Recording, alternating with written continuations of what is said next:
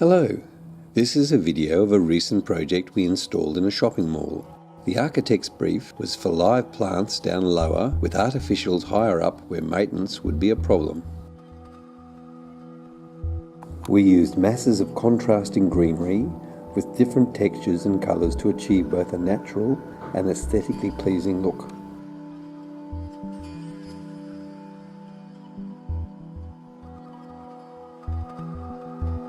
The live plants went in first, and as we were installing our artificials, so many people were coming past and saying things like, "Wow, yours looks so much better than the real ones." Well, after only a few weeks installed, the live plants were starting to die off and getting a little bit patchy in places.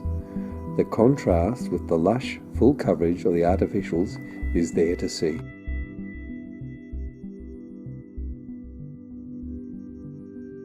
And another interesting point, the artificials cost 10%, yes, 1/10 the cost per metre squared of the live plants.